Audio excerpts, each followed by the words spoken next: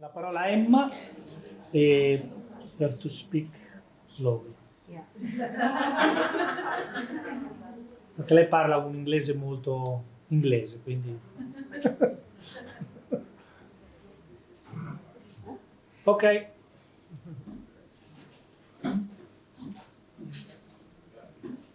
Vai. Thank you. Sorry for my lack of Italian. I'll try and make my English good. And sorry for the weather.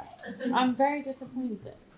I'm from Smartbox, so I look after the global partners that we work with, and have worked very closely with Helpicare for a number of years now. So they've done a great job of representing GRID across the whole of Italy. We have over 15,000 new users of GRID every year. So it's a really popular AAC platform, and we're building those numbers all the time. I could talk for a very long time on GRID, but if there's anything in particular that you want to know, I'm around for the rest of the day, so please do come and ask. We're always looking for ways to advance and improve our offering. Some of you may be familiar with our hardware. We brought GridPad 15 2 years ago now to the Italian market. It's our dedicated hardware,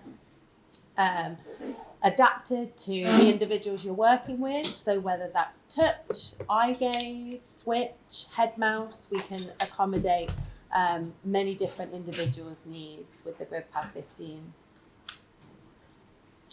Last year we brought VocoChat to the Italian market. So VocoChat is a pragmatically organised vocabulary.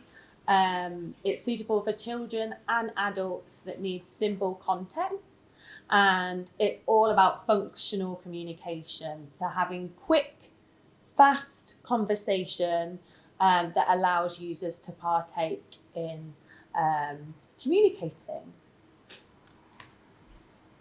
Last year we also bought Look Lab. For those of you who might be familiar already, we have Look to Learn, which is our iGo skills software. Look to Learn is now 11 years old this year, so it's been around a long time and we've added some additions.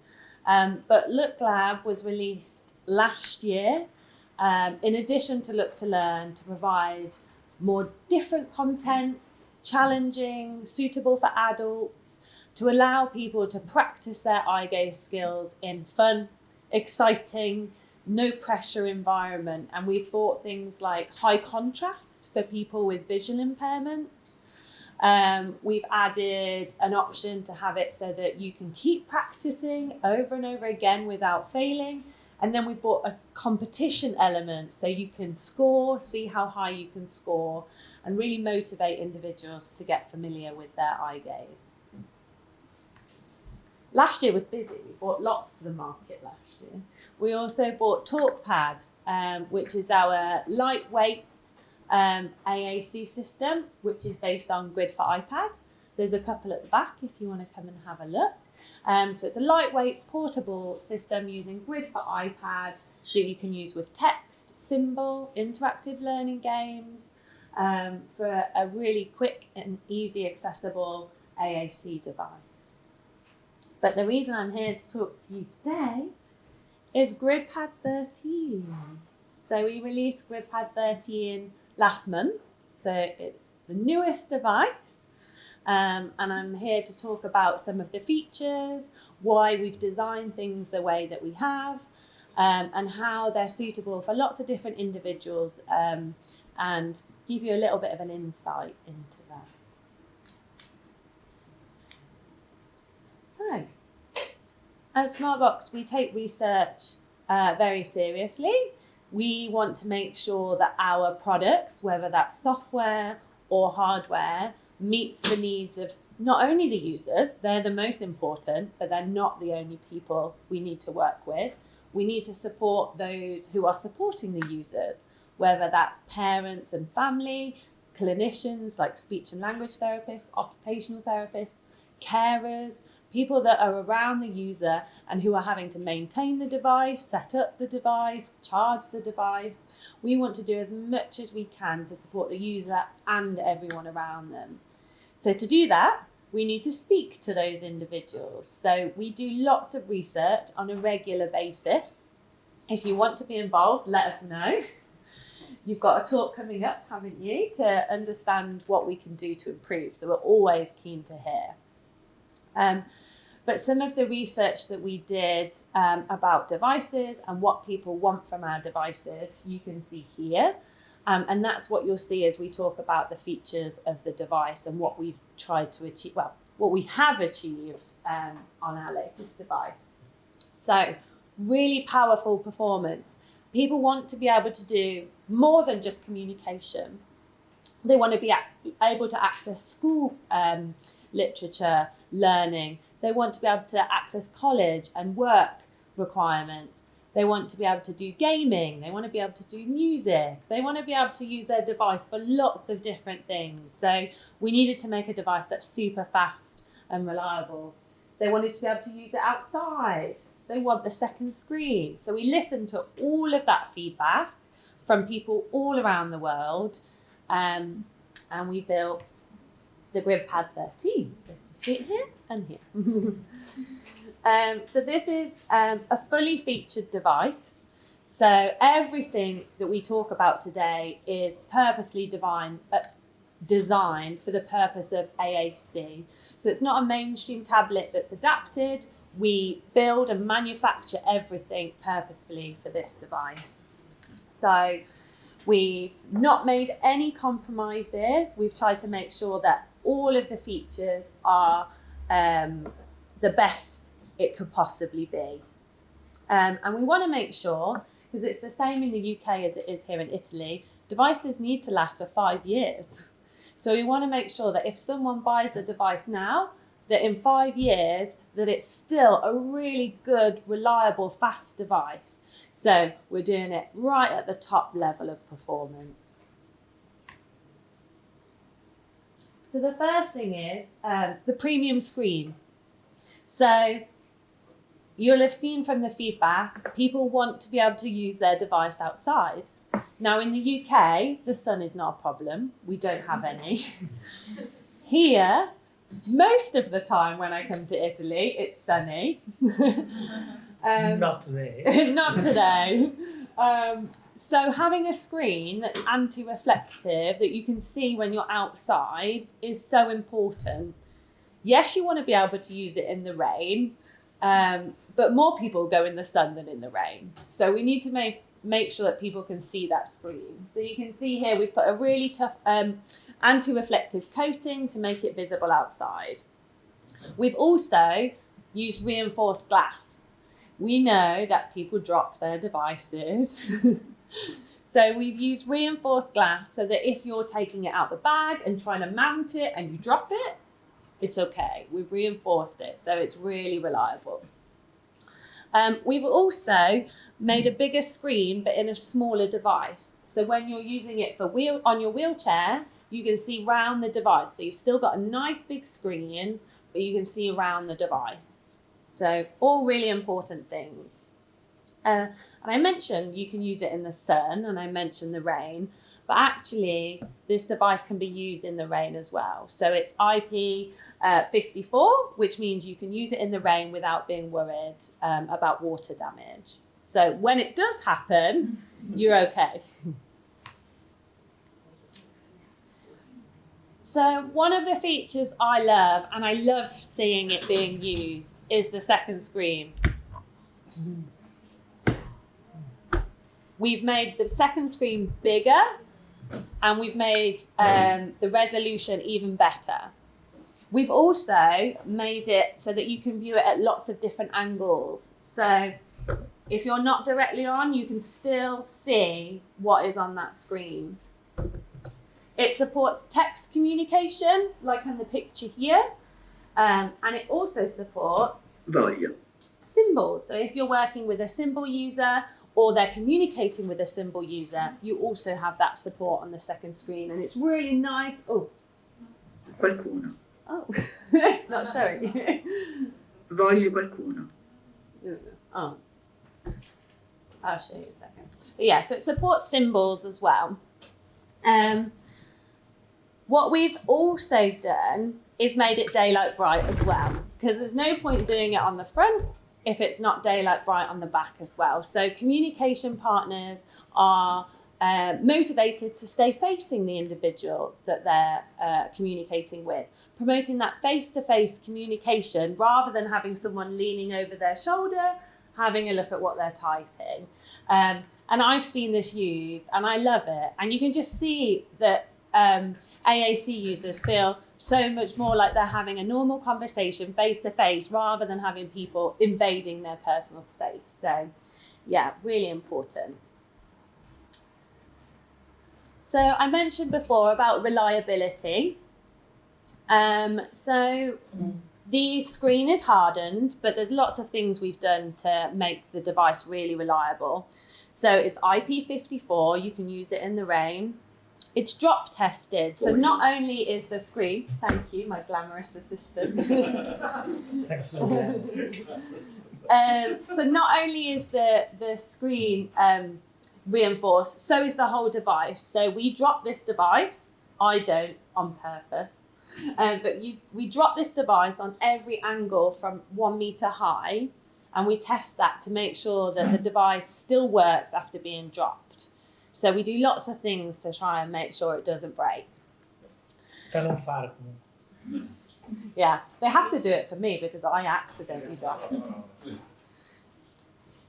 What we've also done is the ports, which I'll come on to shortly, they're all reinforced. So quite often we'll get people that plug headphones into switch ports and power ports into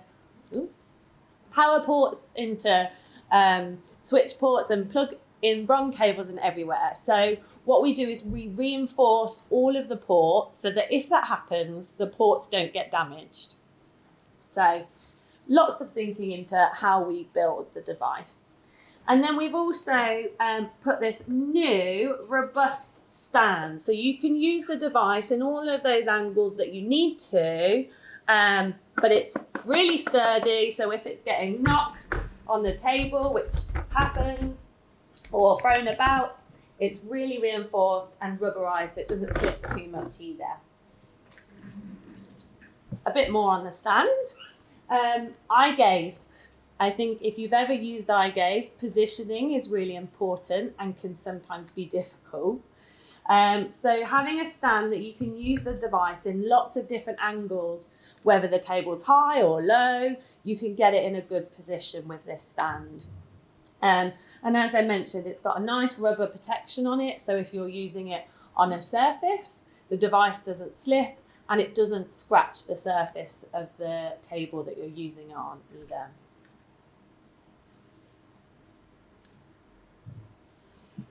As well as being able to use it on a table, we want the device to be able to be mounted.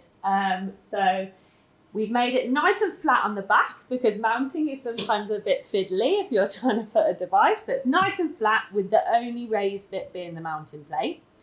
The mounting plate works with Daisy and Ray Adapt. So it doesn't matter if they have one mount at home and one on their wheelchair or one at school and a different one at home.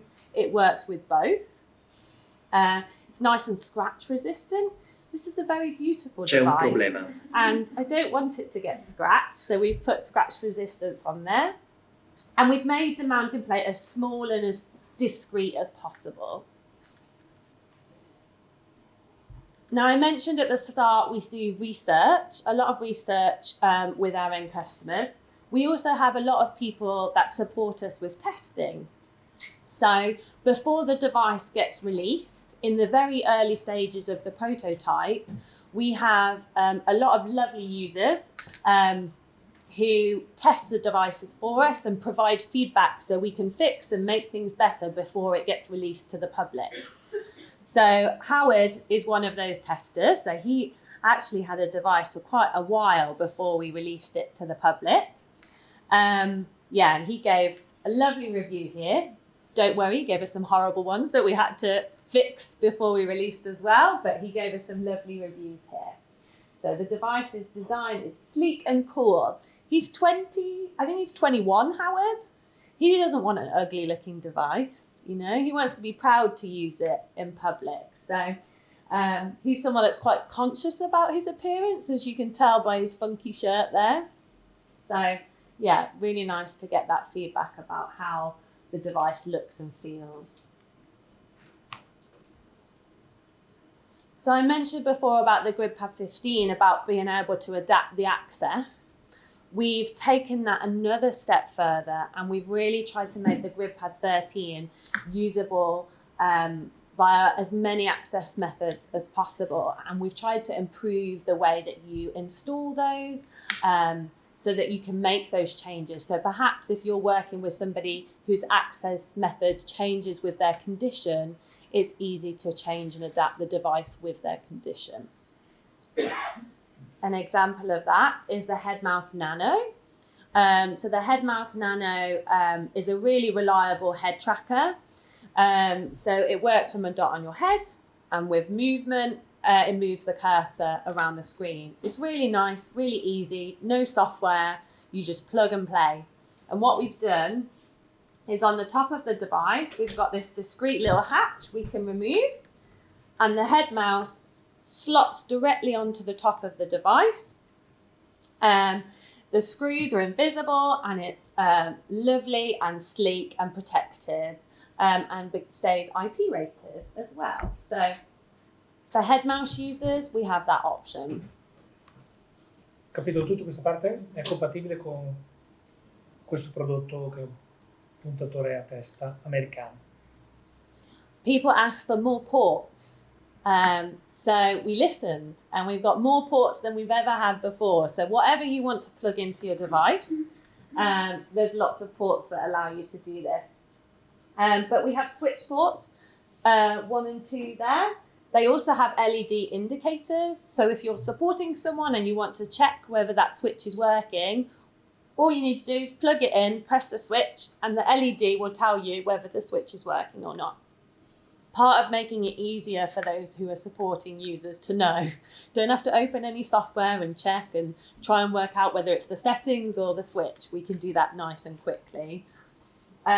You've also got a USB-A port, a USB-C port.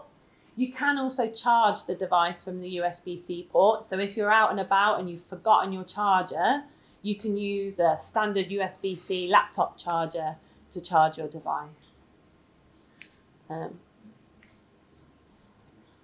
As I mentioned before, all of the ports are reinforced and waterproof, so they're really strong.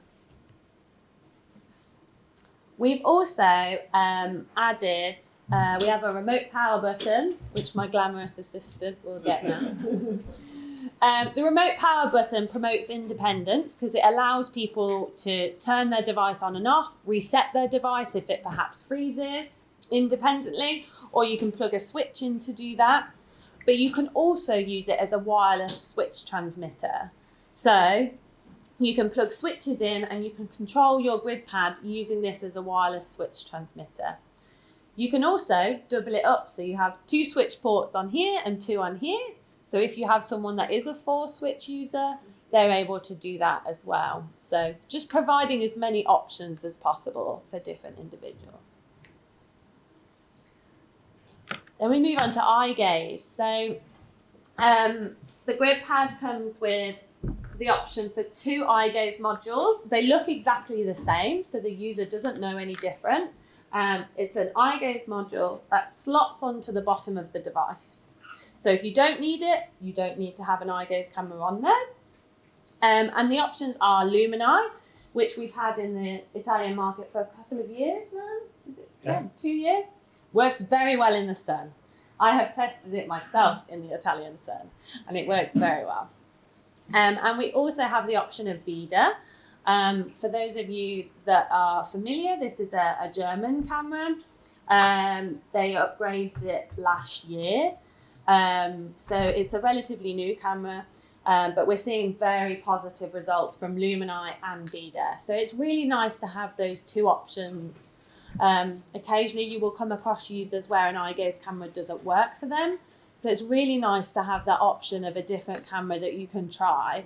And we definitely see success where some people can use the different camera if they couldn't use the original. So it's really nice to have two options to make sure we can work with as many people as possible. As I mentioned, it slots on the bottom. There's just 2 screws on the back. Even I can do it. Just loosen those 2 screws. They stay in the device and you can just slot it off and try the other camera. It's really easy to do. So if that camera ever needs to be repaired as well, we can just swap the camera instead of send the whole device back. So the user has the device at all times. As part of being a dedicated device, the grid pad has environment control built in. So there's no need to have any kind of additional USBs or anything hanging out of the device. It's built in. So what you can do is use the grid pad to control things like your television, toys, any smart home appliances. Infrared is automatically built in. So you learn the remote from the front and then it transmits from the back of the device. So we have lots of people that set up various things around their home. Do you have the Amazon Alexa or is it the Google Home that's more popular here? No, here it's more popular Alexa. Alexa. So you can use the Alexa and integrate with different peripherals there as well. We also have the optional extra for radio frequency. So if you want more in-depth environment control, that's also an option. And we have a hatch built into the device. It's very easy to open and install secret hatch like this. And you just open the hatch, put the USB in there, and then you can use it for sockets and other things like that. So yeah, it's a nice option. Avete capito tutto questa parte? Praticamente c'è la possibilità di mettere dentro diversi trasmettitori radio USB, perché i protocolli compatibili con Grid sono 3 o 4. A seconda del protocollo che ci interessa, ci sono i trasmettitori su chiavetta USB, possono essere collocati dentro allo strumento a seconda di quello che vogliamo usare. As default, you put which way? LDAT. Ok. LDAT, Loro di default mettono quello dei tedeschi di LDAT che usa il protocollo EasyWave. Che ci sono già un sacco di applicazioni per controllare le luci, i motori, le cose, quindi è già compatibile con un sito di un protocollo di un'azienda tedesca che fa, diciamo, ricevitori da ciappinari tedeschi da domotica fatta in casa, ecco, diciamo così, ma c'è un sacco di roba a un costo molto contenuto. Sì. So just to give you some examples, Game On that Dave mentioned this morning, it allows you to use your grid pad to control an Xbox. So it's a really nice option for individuals that need alternative access to be able to play games either on their own or with their friends. There's a picture of another tester in a minute, Harchi. He uses it to play Xbox with his friends. So he uses his grid pad with eye gaze and then controls the Xbox and they play games together. So it's a really nice example. Bed control. So for those of you that have noticed that big bed in the corner, that is completely controllable with eye gaze. We've got a grid pad over there set up so you can try. So it allows users when they're in bed to independently change position. It's really important if they're uncomfortable and they're getting bed sores to be able to independently change their position with eye gaze or switch. That's completely possible. Ability drive. I don't know if anyone has had a go or has noticed the wheelchair in the corner, but this device is set up so that you can control your wheelchair with eye gaze.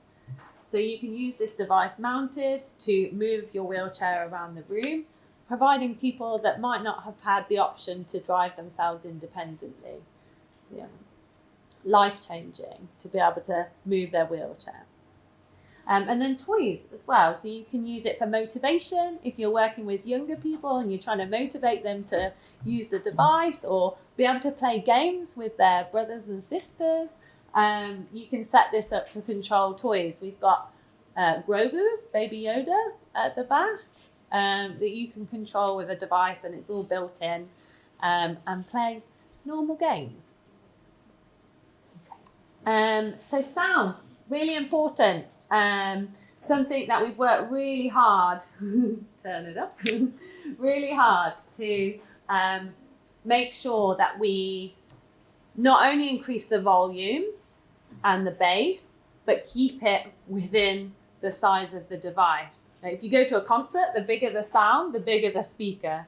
So to be able to have really crisp, clear voices for communication, we've worked really hard to make sure the sound is really nice. C'è un problema. And loud. Col mio dispositivo. Volume troppo alto.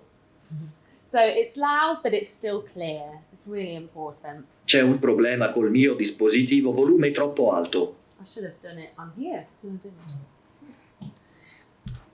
What we've also done is added personal speakers onto the side of the device so that people that need audio feedback, perhaps they have a visual impairment, perhaps they need it to double check what their message is saying before they say it out loud, you can use these personal speakers to project it with the quiet speakers rather than the big loud speakers. So it's just for you and not for the room.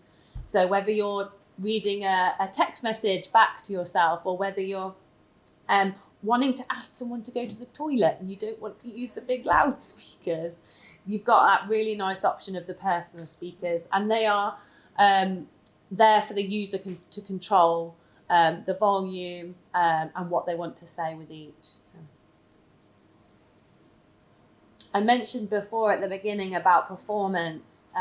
It's really important to have a device that doesn't freeze. Whether you're working with someone who's using AAC for the first time and they're getting frustrated because they're pressing something and it's not doing anything, or whether you're working with someone who is running multiple programs and needs to be able to swap between those different programs, performance is really important, whoever you're working with. So we've made sure that we have worked with a really good processor. I won't claim to know all about it. I just know that when I press something, it works fast. But it is 3 generations faster than any other AAC device on the market. So we've worked really hard to make sure that if you're using a symbol package with lots of symbols and lots of pages, that it changes between those pages really fast. If you're doing a calibration, it processes your calibration nice and quickly. If you're switching between those programs, it's able to do that really fast. So yeah, as you can see from the stats, I'm not an engineer, but this is very good. And one of the problems with increasing the processing capabilities is that it uses more battery. The faster your device, the hotter it gets, and the more battery power it uses. So we want our AAC users to be able to go out for the day and be able to use it all day without being worried that their device is going to run out of battery. So we've worked really hard to make sure that even though it's the fastest, that it's still getting really good battery life. So you're looking at 8 hours if you're using eye gaze. Eye gaze is one of those really power hungry things on a device. You plug an eye gaze, it dies really quickly. So we've managed to get 8 hours with eye gaze, and that's conservative. We'll definitely see people that get more battery than 8 hours. And if you're not using eye gaze, you're looking at 13 hours. So if you're a switch user, a head mouse user, you'll get a longer battery life. So that's the weight. But, oh, it's a little heavy. It's the batteries. We've put really big, powerful batteries in there.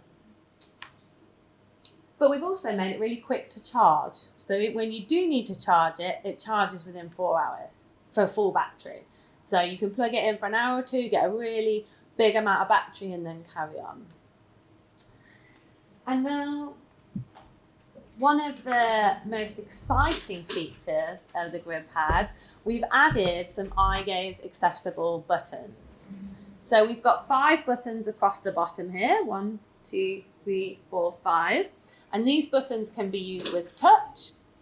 So if I touch it, it activates the rest. If I touch it again, it turns the rest off.